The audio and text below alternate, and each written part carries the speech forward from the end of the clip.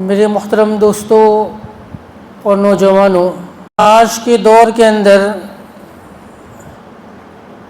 اپنے عقائد کی درستگی بہت ضروری ہے کہ باطل شبہات کے ذریعے سے، شک و شبہات کے ذریعے سے ہمارے ایمان کے اوپر ڈاکہ ڈال رہا ہے۔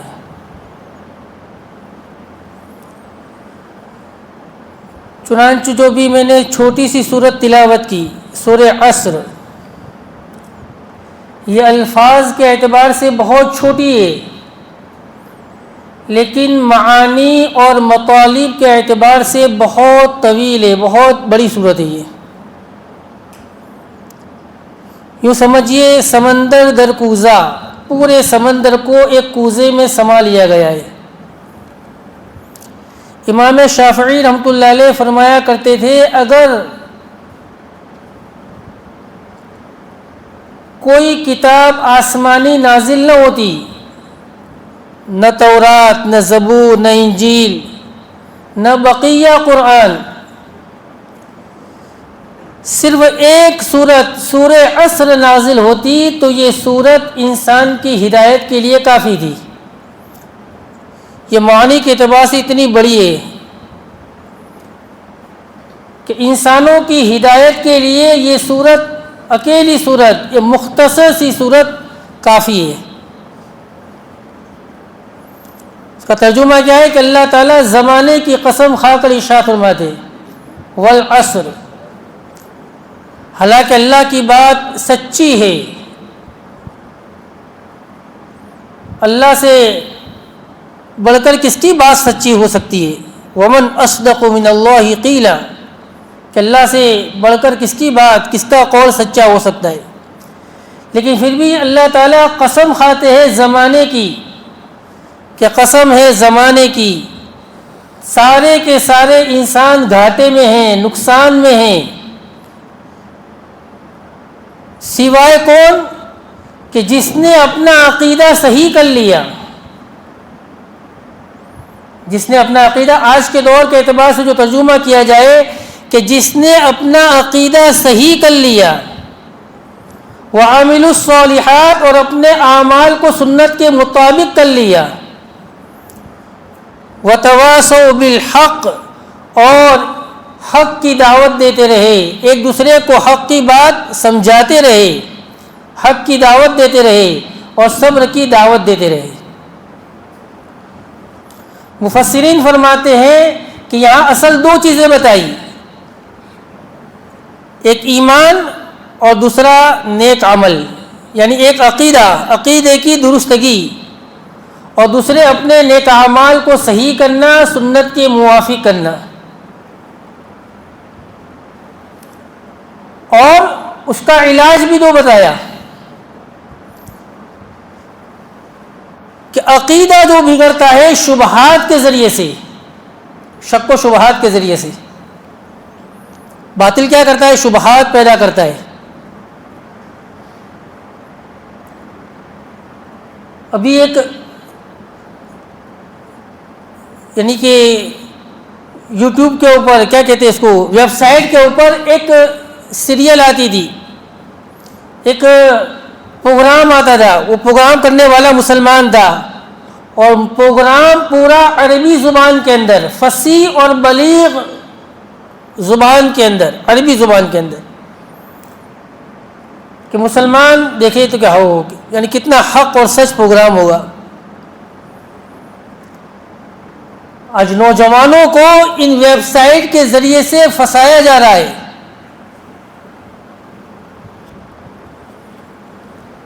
ایک مرتبہ ایک مجلس کے اندر مولانا احمد صاحب گدرا والے دامت برکاتہم نے فرمایا تھا علماء کی مجلس میں کہ آج 95% یعنی 95% جو ویب سائٹ ہے وہ یہودیوں کی ہے۔ ہم موبائل لیتے اور سرچ کرتے ہیں کوئی مسئلہ، کوئی چیز، شریعت کی کوئی چیز، سامنے سے جواب دینے والا کون ہوتا ہے؟ یہودی ہوتا ہے۔ وہ صحیح جواب دے گا، لیکن اس میں کوئی ایسی شک و شبہ والی چیز ملا دے گا کہ جو ہمارے ذہنوں کو خراب کر دے گی۔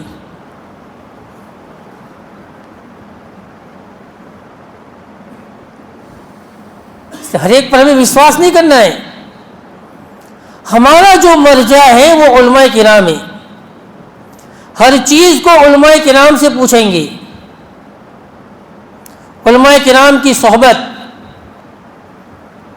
الحمدللہ ہر جگہ پر، ہر مسجد میں علماء کرام موجود ہے۔ اگر انہیں آتا ہے تو فوراً بتا دیں گے، ورنہ کہیں گے انشاءاللہ میں دیکھ کر بتاتا ہوں۔ ہر ایک کو ہر چیز کا علم ہو یہ ضروری نہیں ہوتا، دیکھ کر بتائیں گے۔ لیکن انٹرنیٹ کے ذریعے سے جو علم حاصل ہوتا ہے وہ ضروری نہیں ہے کہ سارا علم صحیح ہو۔ ویب سائٹ کے ذریعے سے، انٹرنیٹ کے ذریعے سے وہ ضروری نہیں کہ سارا علم صحیح ہو۔ ہو سکتا ہے سامنے جو جواب دے رہا ہے، جو ویب سائٹ چلا رہا ہے، وہ یہودی ہے، وہ نصرانی ہے، وہ ہندو ہے، ساری باتیں صحیح بتائے گا، ایک ایسی اس میں چیز ملا دے گا جو ہمارے ذہنوں کو خراب کر دے گی اور ہمیں شک و شبہ میں مبتلا کر دے گی۔ ایسا ہو رہا ہے۔ میرا اسٹوڈنٹ میرے پاس پڑھنے والا اسلام کے بارے میں عجیب عجیب سوال کر رہا ہے، عجیب سوال کر رہا ہے، اس کا ذہن خراب ہو، شک و شبہات۔ اسی لیے حضرت مولانا یوسف رحمۃ اللہ فرمایا کرتے تھے کہ حق کی محنت سے پھیلے گا، باطل کے ذرائع سے اگر حق کی محنت کی جائے گی تو اس سے باطل پھیل سکتا ہے، حق نہیں پھیل سکتا۔ یہ سب باطل کے ذرائع ہے کہ حق کی محنت باطل کے ذرائع سے کی جائے گی، ویب سائٹ کے ذریعے سے، انٹرنیٹ کے ذریعے سے اور کسی ذرائع سے، کہ حق کی محنت اگر باطل کے ذرائع سے اگر کی جائے گی تو اس سے باطل پھیل سکتا ہے، حق نہیں پھیل سکتا۔ حق کی محنت تو حق کے ذریعے سے پھیلے گی۔ اس سے علماء کرام سے ہم صحبت قائم کریں، جو پوچھنا ہے علم کے بارے میں ہم یعنی کہ جو اپنے مسلک کے علماء کرام سے پوچھے، ہر ایک علماء سے بھی نہیں۔ تو وہ ایک ویب سائٹ تھی جس کے کئی ایپیسوڈ تھے، اس کا نام تھا القول الجریر، نام بھی بہترین، عربی کی ویب سائٹ ہے القول الجریر۔ اس کا ایک قسط یعنی ایک ایپیسوڈ کیا تھا؟ حل القرآن کتاب اللہ، کیا قرآن اللہ کی کتاب ہے؟ شبہات، حل القرآن کتاب اللہ، کیا قرآن اللہ کی کتاب ہے؟ اور پھر وہ ساری دلائل دے رہا ہے اور اپنے دلائل کے ذریعے سے قرآن کو ناحق ثابت کر رہا ہے۔ عام طور پر نوجوان اسٹوڈنٹ اس میں پھنس جاتے ایسے دلائل کے اندر۔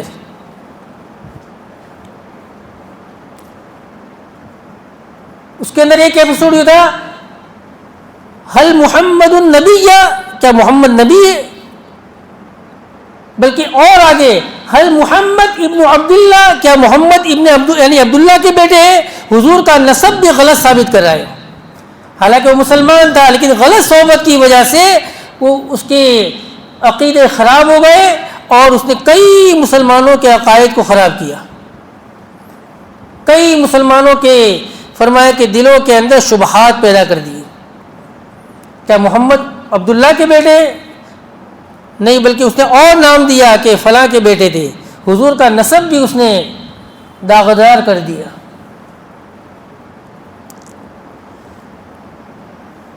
ارادے عقائد کی پختگی بہت ضروری ہے،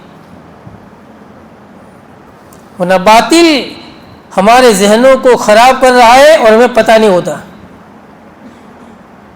مکہ مکرمہ جیسی زمین کے اندر، مکہ مکرمہ کے اندر ایک ٹیچر اسکول کے اندر پڑھا رہا ہے، اس کا نام ابراہیم ہے، ظاہری طور پر اس کا نام ابراہیم ہے، لیکن وہ اصل میں وہ یہودی و نسل تھا، وہ یہودی تھا وہ. ظاہر بات ہے پڑھنے والے سارے مسلمان بچے ہیں، یہ کیا کس طریقے سے ان کے عقائد خراب کر رہا ہوگا. نام ابراہیم ہے، اپنے آپ کو مسلمان ظاہر کر رہا ہے، لیکن جب اس کی پول کھلی تو پتہ چلا کہ یہودی ہے.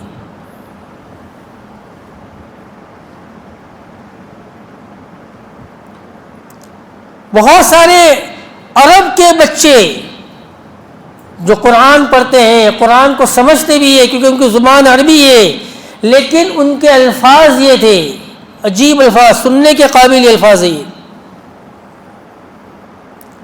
کہ آج تک ہمارے علماء ہم کو جنت اور جہنم کے تذکروں سے ڈراتے آئے.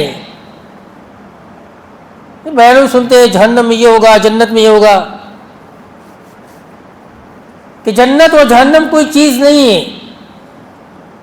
جنت اور جہنم کچھ نہیں ہے. کہ 1400 سال سے ہمارے علماء ہم کو ڈراتے آئے کہ یہ سب خیالی پلاؤ ہے، خیالی چیزیں. کون ہے یہ کہنے والے؟ کون ہے؟ عربی قرآن پڑھنے والے، قرآن کو سمجھنے والے. ایسے جگہوں پر ایسی محنتیں ہو رہی ہے.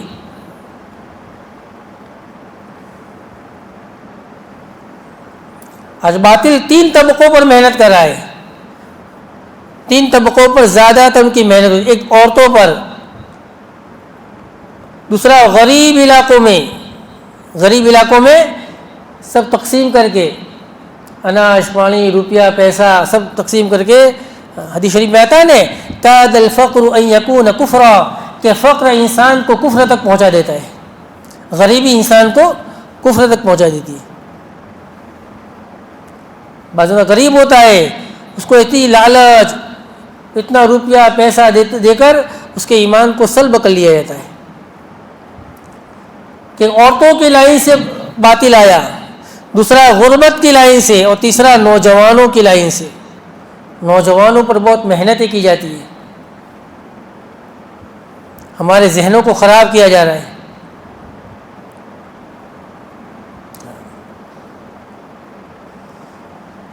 ایک زمانہ تھا پورا رشیا یہ مسلمانوں کا تھا، 1 صدی بھی نہیں گزری تھی اللہ کے نبی علیہ الصلاۃ والسلام کے دنیا سے پردہ فرمانے کے بعد، 1 صدی بھی نہیں گزری تھی کہ پورا علم حدیث عرب سے منتقل ہو کر رشیا میں چلا گیا. پہلی صدی کے بہت بڑے عالم امام بخاری رحمۃ اللہ علیہ، جنہوں نے حدیث کی سب سے بڑی کتاب لکھی، یہ بخاری شریف کے لکھنے والے محمد بن عبداللہ البخاری. یہ بخارا کہاں ہے؟ بخارا رشیا کے اندر ہے. حدیث کی دوسری سب سے بڑی کتاب مسلم شریف ہے. 6 بڑی کتابیں، بخاری شریف، مسلم شریف. تو مسلم شریف کو لکھنے والے امام مسلم یہ کہاں کے تھے؟ نیشاپور کے تھے. نیشاپور کہاں آیا؟ رشیا میں آیا. امام ترمذی یہ ترمذ کے رہنے والے تھے. ترمذ کہاں آیا؟ رشیا کے اندر آیا. سمرقند، آذربائیجان، یہ بڑے بڑے علماء جہاں پیدا ہوئے کہاں کے تھے؟ رشیا. جب یہود اور نصارہ رشیا میں گھسے باطل کی محنت کو لے کر، بڑوں میں خود محنت کی لیکن وہاں ان کی دال نہیں گلی. بڑے جو تھے وہ ان کے فندے میں نہیں آئے. پھر کچھ آئے ٹیچر بن کر آئے. کیا بن کر آئے؟ ٹیچر بن کر بچوں کو پڑھانے کے لیے. اور پھر وہ بچوں کو پڑھاتے تھے اور یہ باطل کا زہر تھوڑا تھوڑا تھوڑا کر کے ان کے دماغوں میں ڈالا. یہ بچے جب بڑے ہوئے تو یہی شکوک، شبہات ان کے دلوں میں تھے اور ایک وقت ایسا آیا کہ پورا رشیا یعنی کہ کمیونسٹ ناستک کا ملک ہو گیا کہ ہمارا کوئی مذہب نہیں، کوئی خدا نہیں، کوئی نبی نہیں، کوئی کتاب نہیں، بس جو ہے نا دہریے جس کو کہتے ہیں ہم ناستک، کہ جس ملک سے پوری دنیا کے اندر علم حدیث پھیلا، جب باطل نے اور اہل باطل نے محنت کی ہے تو یہی اسٹوڈنٹ کے لائن سے محنت کی ہے، نوجوانوں کے طبقے سے. اس لیے ہمیں بہت چوکنا رہنا ہے ایمان کے بارے میں، اپنے ایمان اپنے عقیدے کے بارے میں بہت پختہ رہنا ہے. تو میں نے بتایا والعصر ان الانسان لفی خسر الا الذین آمنوا، قسم زمانے کی تمام کے تمام انسان خسارے میں ہیں، نقصان میں ہیں، سوائے کون؟ جو اپنے عقیدے میں پکا ہو، جس کا عقیدہ صحیح ہو اور اس کا عمل سنت کے موافق ہو. یہ دو چیزیں، ایمان اور عمل، اور اس میں ایمان عمل سے بھی افضل ہے، کیونکہ جس کے پوری زندگی نیک عمل کیا، پوری زندگی نیک عمل کیا، لیکن اس کا ایک عقیدہ اگر غلط ہے، ایک عقیدہ، تو پوری زندگی کے اعمال اکارت کر دی جائیں گے. پوری زندگی کی ایک عقیدہ غلط ہے صرف. حضور کو نبی تو مان رہا ہے لیکن آخری نبی نہیں مان رہا کہ اس کا ایمان گیا. شاہ ولی اللہ محدث رحمۃ اللہ علیہ نے فرمایا ہے کہ جو حضور کو، اللہ کے نبی کو نبی تو مانے، آخری نبی نہ مانے، جیسا کہ آج کل یہ بہت فتنہ ہے مہاراشٹر میں اور علاقوں کے اندر، یہ ختم نبوت والا یعنی کہ بہت زبردست فتنہ چل رہا ہے.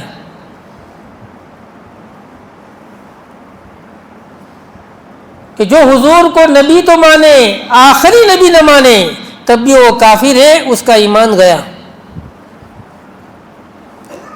اس کے سارے اعمال اکارت کر دیے جائیں گے.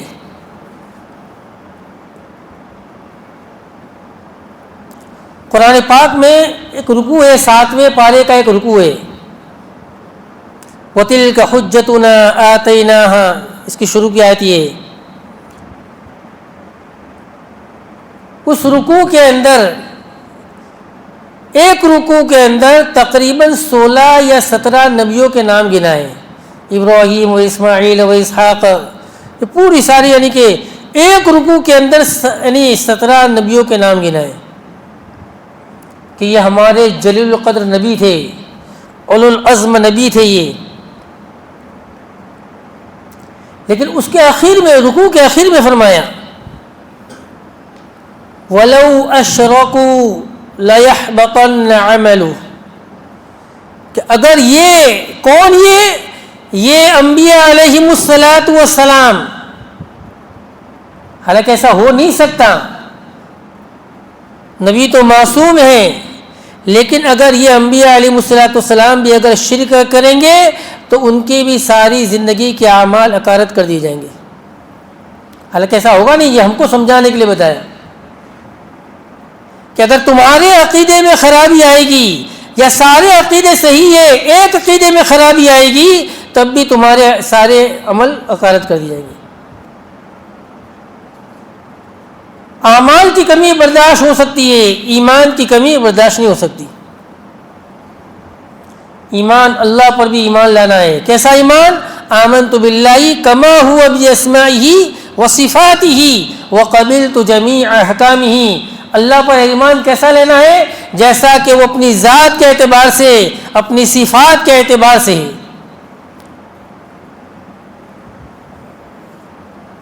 جیسا کہ وہ اپنی ذات کے اعتبار سے ہے، کہ جس طرح ہم نے اللہ کو اللہ مانا ہے، اس طرح اللہ کی تمام صفاتوں کو بھی اللہ کے اندر کسی کو شریک نہیں کریں گے. جس طرح اللہ اپنی ذات کے اعتبار سے یکتا ہے، تنہا ہے، اللہ اپنی صفات کے اعتبار سے بھی یکتا ہے، تنہا ہے، کوئی اس کا شریک نہیں۔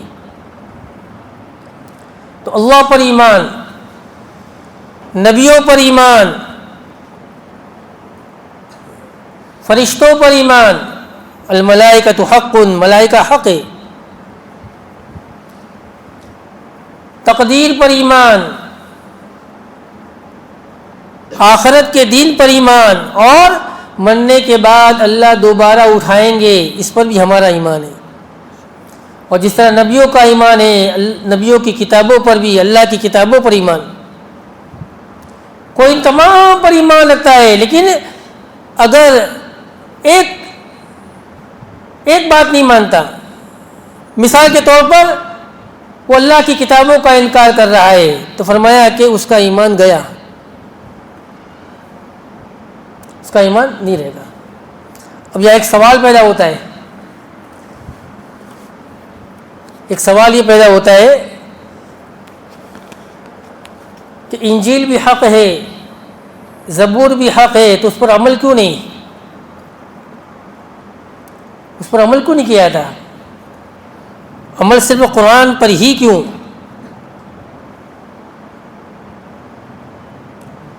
اس کا جواب یہ مولانا حنیف صاحب، شیخ الحدیث مولانا حنیف صاحب لوہاروی دامت برکاتہم ایک مرتبہ انگلینڈ گئے،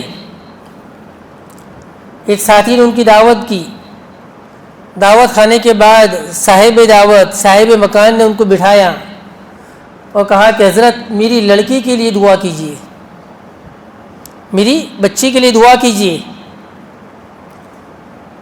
کہ اس کی ذہنیت، اس کا عقیدہ خراب ہوتا جا رہا ہے۔ کیوں؟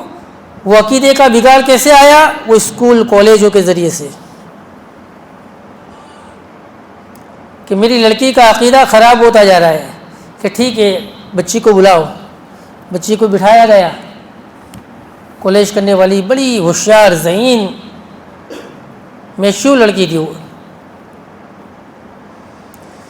تو اس نے کہا کہ لڑکی نے عجیب سوال کیا، لڑکی نے ایک سوال کیا، کیا عیسیٰ علیہ السلام حق پر ہے کہ نہیں ہے؟ کیا عیسیٰ علیہ السلام اللہ کے نبی تھے یا نہیں تھے؟ کیا موسیٰ علیہ السلام اللہ کے نبی تھے کہ نہیں؟ کہ ہمارا ایمان ہے تمام نبی حق پر ہے، ہمارا ایمان ہے کہ تمام نبی اللہ ہی کی طرف سے مبعوث ہوئے، حضرت موسیٰ علیہ السلام بھی حق، عیسیٰ علیہ السلام بھی حق، اور اس کے علاوہ جتنے نبی گزرے ہیں تمام کے تمام نبیوں پر ہمارا ایمان ہے۔ پھر سوال کیا کیا اللہ کی ساری کتابیں حق ہے؟ کہ ہاں حق ہے، زبور بھی، انجیل بھی، تورات بھی، اور قرآن شریف بھی۔ جس طرح ہمارا ایمان قرآن پر ہے اس طرح انجیل پر بھی ہے، لیکن وہ انجیل موجودہ انجیل نہیں، کہ موجودہ انجیل کے اندر بہت ساری چینجنگ ہو گئی ہے، بہت ساری تحریف ہو گئی ہے، موجودہ تورات کے اندر بہت ساری تحریف ہو گئی ہے۔ آپ کو کیسے پتا کہ اس میں خود قرآن کہہ رہا ہے یحرفون الکلم، بار بار یہ کہہ رہا ہے۔ مفتی صاحب تفسیر کرتے ہیں سورہ بقرہ کی، تو سورہ بقرہ میں کئی جگہ پر ہے کہ ان یہودیوں نے اپنی کتاب کے اندر عدل بدل کر دیا، تحریف کر دی۔ ہاں وہ انجیل، وہ زبور جو اللہ کی طرف سے نازل ہوئی تھی حضرت موسیٰ علیہ السلام پر، حضرت عیسیٰ علیہ السلام پر، اس پر ہمارا ایمان ہے۔ لڑکی نے پوچھا کہ آپ ایمان رکھتے؟ کہ ہاں ایمان ہے ہمارا۔ پھر کہا کہ پھر کیوں انجیل پر یا زبور پر عمل نہیں کیا جاتا؟ جب وہ حق ہے، وہ سچ ہے، وہ منزل من اللہ ہے، اللہ کی طرف سے نازل ہوئی ہے، تو اس پر عمل کیوں نہیں؟ تو مولانا نے ایک بہترین مثال کے ذریعے سے اس کو بات سمجھائی کہ بتاؤ کہ آپ مان لو کہ آپ 10ویں کلاس میں پڑھ رہے ہو، کون سی کلاس میں؟ 10ویں کلاس میں، یا 10ویں کلاس میں آنے والے ہو، اور حکومت کی طرف سے یا شکشا منتری جو ہوتا ہے، شکشا منتری جو کہتے ہیں، اس کی طرف سے اس کا جو نصاب چینج ہو جائے، کیا بولے، سلیبس چینج ہو جائے، ہوتا ہے نا ایسا کہ اب یہ کتاب نہیں چلے گی، اب نیا سلیبس آئے گا. تو ہوتا ہے نا اسکولوں کے اندر کہ اب نیا کورس آئے گا، نیا سلیبس آئے گا، نیا نصاب آئے گا. اب یہ جو پچھلی کتابیں ساری سائڈ میں کر دو، یہ نیا سلیبس ہے. اب بتاؤ تم کس پر محنت کرو گے، تم کس کو پڑھو گے، پرانے کو یا نئے کو؟ کہ نئے کو پڑھوں گے. امتحان میں سوال آئے گا تو یہ نئے کا سوال آئے گا یا پرانے کا سوال آئے گا؟ تو کس کا سوال آئے گا؟ نئے کا سوال آئے گا. کہ یہی پڑھا جائے گا، اسی پر محنت کی جائے گی، سوال بھی اسی میں سے آئے گا. تو کیا پچھلا غلط تھا؟ پچھلا جو نصاب تھا، پچھلا جو سلیبس تھا وہ غلط تھا؟ کہ نہیں، وہ غلط نہیں تھا، وہ بھی صحیح تھا. کہ وہ بھی صحیح تھا، یہ بھی. لیکن حکومت کی طرف سے اب نیا سلیبس آ گیا ہے، نیا نصاب آ گیا ہے، اسی کو پڑھا جائے گا. ٹیچر اس کو پڑھیں گے، اسٹوڈنٹ اسی کو پڑھیں گے، سوال اسی میں سے آئے گا. اگر کسی نے پورے سال اس پر محنت کی تو کیا ہوگا؟ وہ فیل ہو جائے گا امتحان میں، کہ اس کا کوئی سوال نہیں آنے والا ہے. اسی طرح تورات بھی حق، زبور بھی حق، لیکن اللہ کی طرف سے ہمارے نبی صلی اللہ علیہ وسلم کو اللہ نے مبعوث فرمایا اور حضور کے ساتھ ایک شریعت دی، مکمل شریعت. اور اللہ کے نبی صلی اللہ علیہ وسلم پر قرآن نازل کیا اور فرمایا اب سے یہ نصاب، یہ سلیبس چلے گا اور قیامت تک چلے گا. پچھلی کتابیں حق ضرور تھی، لیکن جو اس پر عمل کرے گا وہ کیا ہوگا؟ فیل ہو جائے گا قیامت میں. کہ یہ نہیں چلے گا، اب یہ چلے گا. کیوں؟ یہ اللہ کا حکم ہے. یہ کیا ہے؟ اللہ کا حکم ہے، اللہ کی طرف سے. یہ تو بات سمجھ میں آئی؟ ہاں. تو ہماری تمام کتابوں پر ہمارا ایمان ہے، عقیدہ ہے کہ تمام کتابیں حق ہے، سچ ہے. ان تمام باتوں پر ہمارا عقیدہ صحیح ہوئے، خاص طور سے اللہ کی ذات کے بارے میں. آج کل امریکہ کے اندر تو بہت سارے ادارے، بہت سارے کیا بولتے ہیں انسٹیٹیوٹ ایسے چلتے ہیں جہاں صرف اور صرف دہریت کی تعلیم ہوتی ہے، صرف اور صرف دہریت کی تعلیم. ناستک بننے کی تحریک، یعنی کہ محنت ہو رہی ہے.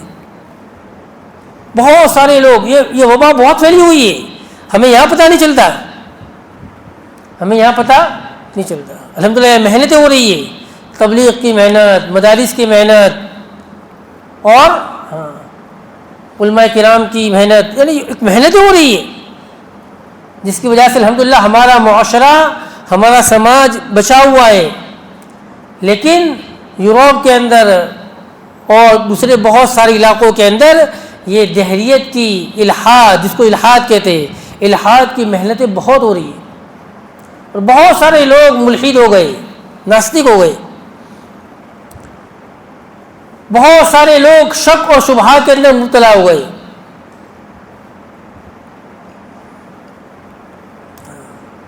اسی لیے آج سے کچھ سالوں پہلے، بلکہ 50 سال پہلے، مولانا الیاس رحمۃ اللہ علیہ نے ایک بات کہی تھی جو ان کے ملفوظات کے اندر آج بھی موجود ہے. مولانا الیاس رحمۃ اللہ علیہ نے اس دور کے اندر یہ بات بتائی تھی کہ لوگوں محنت کر لو، اے لوگوں، اے مسلمانوں دین کی محنت کر لو. عنقریب ایسا وقت آئے گا کہ ہندوستان میں سدی کی طرح ایک محنت چلے گی. سدی کی طرح اس زمانے میں سدی کی ایک محنت چلی تھی. کیا اس محنت کیا؟ وہ محنت یہ تھی کہ کچھ باطل پرستوں کی طرف سے ایک محنت چلی تھی نئے نئے مسلمانوں پر، یا جو مسلمان قومیں یعنی کہ ہندو سے مسلمان بنی ہیں، ان کے اوپر ایک محنت چلائی گئی کہ ہمارے باپ دادا تو ہندو تھے، تم بھی ہندو بن جاؤ. اور یہ محنت بڑے زور شور سے چلی دیہاتوں کے اندر اور شہروں کے اندر، خاص کر کے یو پی کے شہروں کے اندر بہت زور شور سے کئی گاؤں مرتد ہو گئے تھے. لیکن اللہ تعالیٰ نے اس دور کے اندر ایک عالم دین پیدا کیے، مولانا عطاء اللہ شاہ بخاری رحمۃ اللہ علیہ، اللہ نے ان کے ذریعے سے اس محنت کو ختم کیا، اور اسی دور کے اندر الحمدللہ تبلیغ کی محنت بھی شروع ہوئی، اللہ نے تبلیغ کی محنت کے ذریعے سے بھی یہ ساری محنتیں ختم کر دی، سدی کی محنت۔ تو کہا سدی کی طرح ایک محنت چلے گی، اور آج ہم دیکھتے ہیں گھر واپسی کے نام سے محنتیں ہو رہی ہیں، گھر واپسی کے نام سے۔ اور دوسری بتایا یوروپ سے الحاد کی محنت چلے گی، یوروپ سے الحاد کی ہوا چلے گی، یوروپ سے، ہاں یہ الفاظ ہیں ان کے۔ آج سے 50 سال پہلے مولانا، بلکہ اس سے زیادہ سال، 50 سال نہیں بلکہ اس سے زیادہ سال پہلے حضرت جی مولانا الیاس رحمۃ اللہ علیہ نے یہ بات کہی تھی کہ بلکہ یوروپ کی طرف سے فرمایا کہ الحاد، یعنی الحاد کہتے ہیں ناستک پن، الحاد کی ہوا چلے گی اور ہمارے بہت سارے نوجوان اس ہوا کے اندر آ جائیں گے، اور آج ہم دیکھ رہے ہیں یہ چیز۔ مولانا علی میاں ندوی صاحب نے 1975 کے اندر، کتنے سال پہلے ہوئے؟ 1975، کتنے سال ہوئے؟ 50 سال پہلے ہوا؟ 51 سال پہلے 1975 کے اندر ایک رسالہ شائع کیا تھا۔ اس رسالے کے اندر یہ لکھا کہ اے مسلمانوں، اپنی اسکولیں اور اپنی کالجیں قائم کرو، ورنہ ہماری آنے والی نسلیں الحاد کی شکار ہوگی، مرتد ہو جائے گی، ہماری آنے والی نسلیں ارتداد کا شکار بنے گی۔ کب کہا تھا؟ 51 سال پہلے۔ اب دیکھو اسکولوں کے اندر کیا ہوتا ہے، کیا سکھایا جا رہا ہے، بلکہ جو نیا سلیبس ہے اور زیادہ خطرناک ہے۔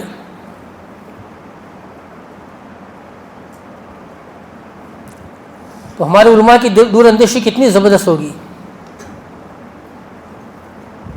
کہ اپنی اسکولیں قائم کرو مسلمانوں کی۔ حالانکہ اس زمانے میں پرائیویٹ اسکول کا اتنا رواج نہیں تھا، پھر بھی فرمایا اپنی اسکولیں اپنی کالجیں قائم کرو، ورنہ ہماری آنے والی نسلیں ارتداد کا شکار بنے گی۔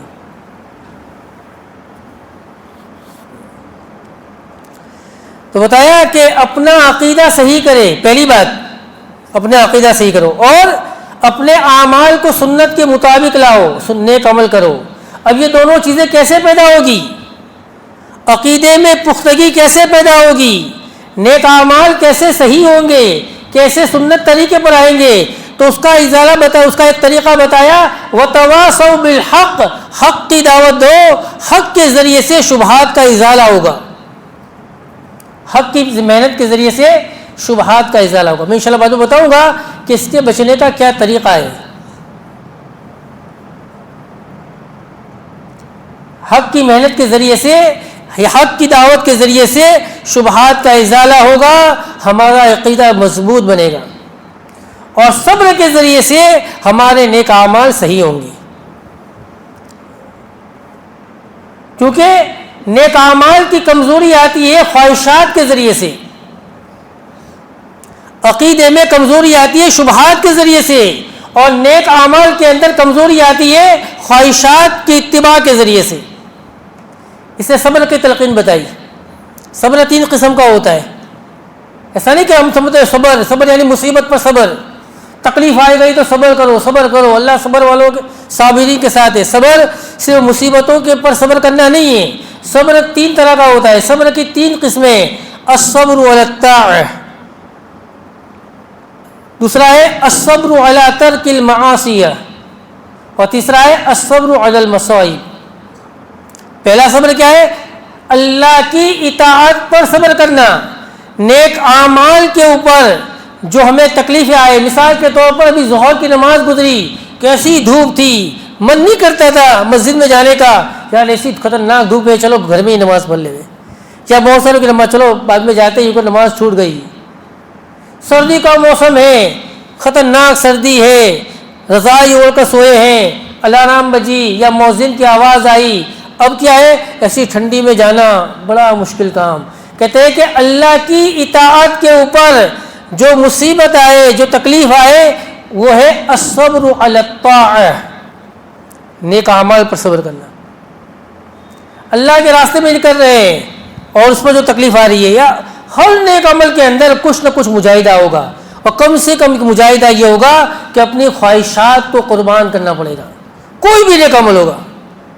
ہم یہاں بیٹھے ہیں، روزانہ کا معمول تھا کہ بھی کرکٹ کھیلنے جانا، یا بہت سارے لوگ موبائل لے کے بیٹھتے تھے، بہت سارے گھومنے آئے. اب سب نے کیا کرا؟ اپنی خواہشات کو قربان کر کے یہاں آئے، مجلس میں آئے، تو خواہشات کو قربان کیا. تو الصبر والطاعہ. دوسرا ہے گناہوں کے چھوٹنے پر صبر کرنا. گناہوں کا چھوڑنا یہ بڑا مشکل ہے، اس پر صبر. اور تیسرا صبر ہے مصیبت پر صبر کرنا. دونوں کا علاج بتایا کہ شکوک اور شبہات کہ حق کی محنت کے ذریعے سے دور ہوں گے. اور دوسرا کیا بتایا کہ اگر نیک عمل پر توفیق چاہیے، یہ خواہشات کے راستے سے آتی ہے، اور خواہشات سے بچنے کے لیے کیا ہے؟ صبر کرنا. ایک دوسرے کو صبر کی تلقین کرتے رہیں.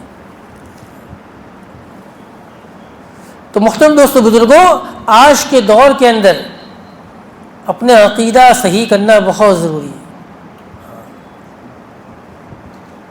عقیدہ یہ اسلام کی بنیاد ہے. ایک صحابی آئے، مسعود بن عبداللہ رضی اللہ تعالیٰ عنہ، حضور کے پاس آئے اور کہا کہ اللہ کے نبی کوئی نصیحت کر دیجئے، کوئی نصیحت کر دیجئے، اور مختصر نصیحت کیجئے تاکہ یاد بھی رہے اور عمل بھی ہو جائے. تو حضور نے دو ہی لفظ فرمایا، تؤمن باللہ واستقیم. تؤمن باللہ واستقیم، اللہ پر ایمان لاؤ اور اسی پر جمے رہو. اگر حالات آئے ایمان لانے کے بعد اس پر جمے رہو. مختصر نصیحت فرمائی. تو عقیدے کی پختگی یہ بہت ضروری ہے. اور عقیدہ خراب ہوتا ہے شبہات کے ذریعے سے، شک و شبہات. کہ شک جو ہے وہ ہمارے عقیدے کو خراب کر دیتا ہے. شبہات کا ازالہ بہت ضروری ہے. اور اس کے لیے کیا کرنا ہے کہ جس طریقے سے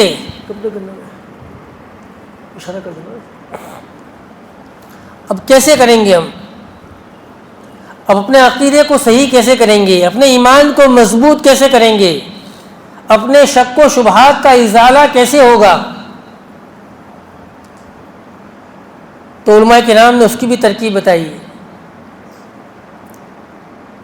کہ جس طریقے سے پچھلے حضور صلی اللہ علیہ وسلم سے پہلے ایک دور آیا، اصحاب کہف کا دور، کہ 7 نوجوان تھے، پوری بستی کیسی ہے؟ مشرک. پوری بستی وقت کے بادشاہ کو خدا مان بیٹھی ہے، لیکن اللہ تعالیٰ نے اس بستی میں سے 7 ایسے نوجوانوں کو کھڑا کیا. اللہ نے ان کے دلوں کے اندر ایمان کی پختگی ڈال دی. وَرَبَطْنَا عَلَىٰ قُلُوبِهِمْ، قرآن کی آیت ہے کہ ہم نے ان کے دلوں کے اندر جوڑ پیدا کر دیا، ہم نے ان کو آپس میں ملا دیا اور ان کے دلوں کے اندر ایمان کی پختگی ڈال دی. پھر کیا ہوا کہ انہوں نے اپنی بستی کو، اس ماحول کو چھوڑ دیا. پہلے کام کیا کیا؟ یہاں سے ہٹو، ماحول کو چھوڑا. یہاں رہیں گے ہمارا ایمان خطرے میں آ جائے گا، یہاں رہیں گے ہماری آخرت بگڑ جائے گی. تو سب سے پہلا کام غلط صحبتوں کو چھوڑنا.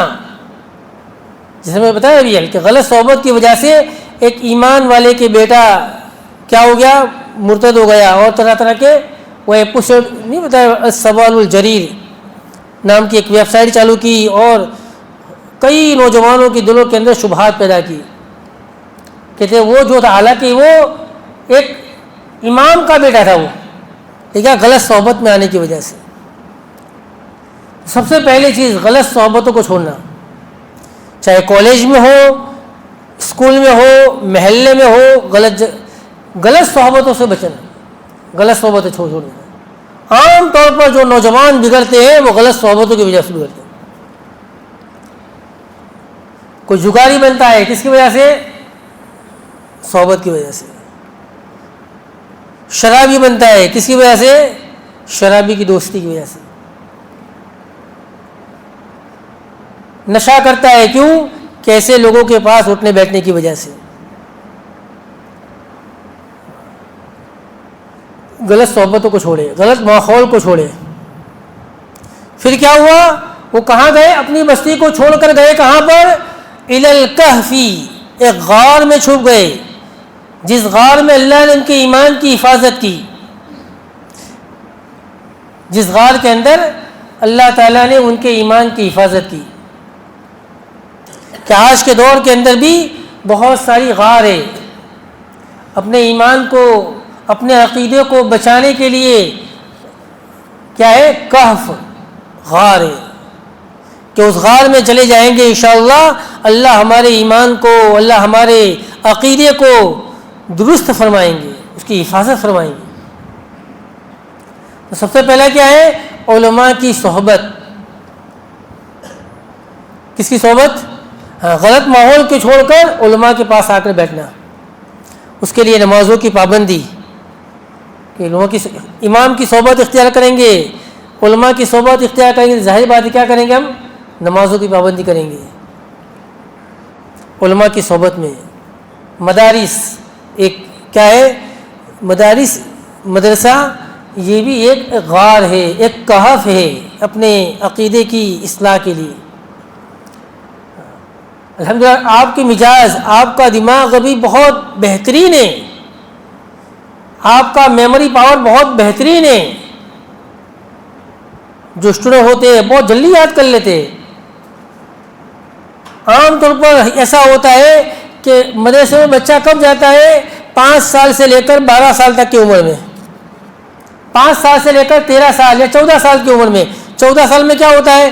میں نے قرآن ختم کر لیا، اب جو مدرسے کو خیر بات کہتا ہے، امام کو خیر بات کہتا ہے، پھر کبھی مدرسے میں مڑ کر دیکھتا نہیں، حالانکہ اس کی سمجھداری کی عمر اب شروع ہوئی ہے۔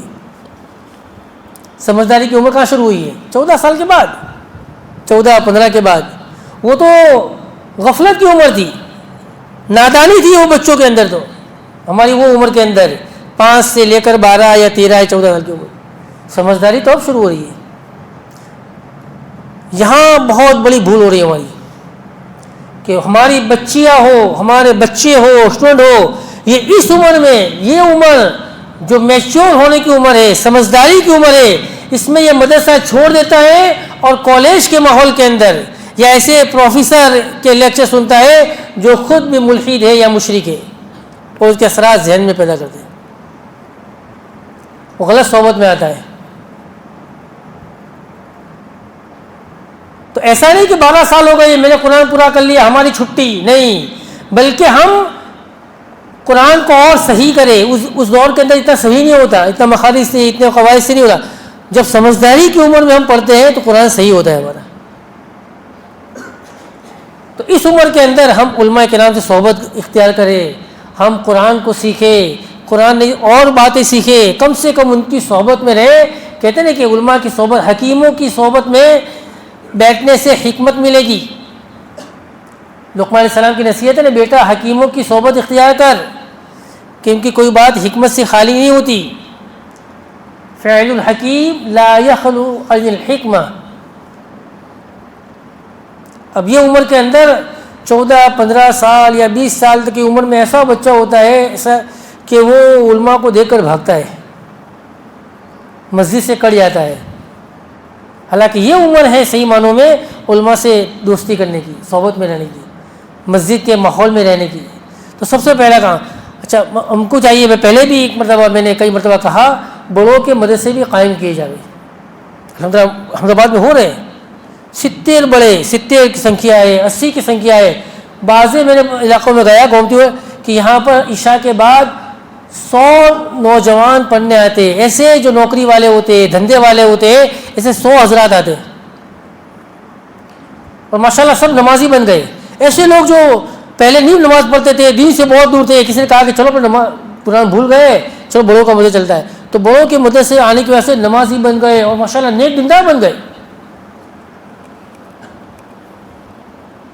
میرا چچا صاحب بھائی تھا، یا برسوں رہ کے گیا ہے، عمران نام تھا، ہمارے اوپر ہی رہتا تھا پہلے، وہ دین سے بہت دور تھا پہلے، پینٹ شرٹ اور یہ بہت دور. اس کا ایک دوست نو مسلمان لایا تو کہ میرے پڑھنا ہے، کہ چلو میرے بھائی جو پڑھاتے ہیں، میرے چچا کے لڑکے ہیں وہ پڑھاتے ہیں، تو ان کے ساتھ وہ بھی آنے لگا. تو اس نے سوچا بھی میں تو بیٹھا ہی ہوں، میں بھی کیوں نہ پڑھوں. اس نے پڑھنا شروع کیا. الحمدللہ کچھ ہی دنوں کے اندر ماشاءاللہ سنت طریقہ، چہرہ سنت طریقے پر نمازی بن گیا. آج احمدآباد فتح واڑی میں رہتا ہے، کئی چلے لگائے اور ماشاءاللہ مسجد و جماعت کا مضبوط ساتھی بن گئے وہ. حالانکہ دین سے پہلے بہت دور تھا وہ. بڑوں کے مدرسے سے بڑا فائدہ ہوتا ہے.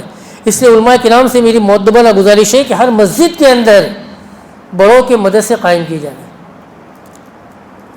تاکہ یہ کالج کے اسٹوڈنٹ، بڑے یا کالج کے اسٹوڈنٹ ہے یا بیاپاری طبقہ ہے یا جو نوکری کرنے والا طبقہ ہے، وہ آ کر ہم سے، کیوں عام طور پر بچپن کا پڑھا ہوا اتنا وہ غفلت میں پڑھا ہوتا ہے، اتنا وہ صحیح نہیں ہوتا، تو وہ صحیح ہوتا ہے. کم سے کم یہ فائدہ ہوتا ہے ہماری صحبت میں آنے کی وجہ سے وہ نیک اور دیندار بنتا ہے. تو پہلا کام کیا ہے؟ علماء کی صحبت مدرسے. دوسرا کیا ہے؟ الحمدللہ آج کے دور کے اندر ہماری تربیت کے اندر دعوت تبلیغ کی محنت بھی ایمان کی حفاظت کے لیے بہترین راستہ ہے. دعوت تبلیغ کی محنت، اللہ کے راستے میں نکلنے کے بعد ماشاءاللہ میں نے دیکھا کہ ہمارے بہت سارے نوجوان کہ ماشاءاللہ دعوت تبلیغ کی محنت میں لگے، اور لگنے کے بعد ماشاءاللہ کالج جا رہے ہیں تو سنت لباس میں، سنت چہرے کے ساتھ جا رہے ہیں.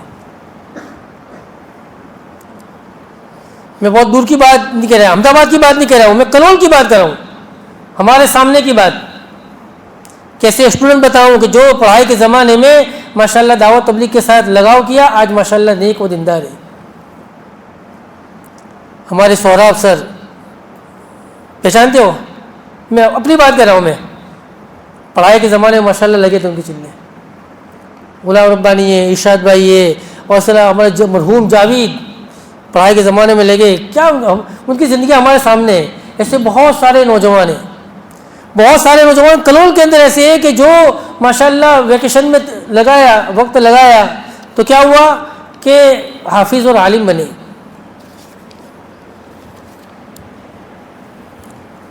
حافظ اور عالم بنے. تو دعوت تبلیغ کی محنت بھی ماشاءاللہ ایک کہف ہے. کیا ہے؟ غار ہے. دوسرا بتایا قرآن سے محبت. جیسے بتایا کہ بھی مدرسے، ہم ایسا نہیں کہ ہم نے قرآن پورا کر لیا ہے، ہم قرآن کو پڑھے. تو یہ کیا ہے؟ یہ اپنے عقیدے کی حفاظت کا بہترین راستہ ہے. یہ اپنے ایمان کو بنانے کا ایک بہترین راستہ ہے یہ. ورنہ یہ عمر کے اندر ایسا ہوتا ہے کہ بہت سارے بچے ہم نے دیکھے کہ جب بگڑے تو ایسے بگڑے کہ بہت سارے سمجھانے کے بعد بھی وہ صحیح نہیں ہوئے. اور بتایا محنت اسی وقت ہے، محنت ابھی ہے. انسان غلط راستے پر چلا جاتا ہے، اس کے بعد کتنی محنت کرو وہ واپس نہیں آتا. اس سے بنیادی چیز اپنی عقیدے کو صحیح کرنا، اپنے عقیدے کو صحیح کرنا. شک اور شبہات بالکل نہ آئے. باطل کی جو محنت ہے اسٹوڈنٹ کے اوپر، نوجوانوں پر، وہ شکوک اور شبہات کی لائن سے ہمارے ذہنوں کے اندر ایسے شکوک ڈال دیتے ہیں، ایسے شبہات ڈال دیتے ہیں کہ ہمارا ایمان خطرے میں آ جاتا ہے. شکوک اور شبہات. اور محنت ہو رہی ہے آج. اور دوسرے نمبر پر نیک عمل کی محنت کرنا. اور نیک عمل سے بھی پہلے بھی کیا ہے؟ عقیدے کو صحیح کرنا ہے. تو کریں گے انشاءاللہ. اللہ تعالی ہم تمام کو کہنے سننے عمل کرنے کی توفیق نصیب فرمائے.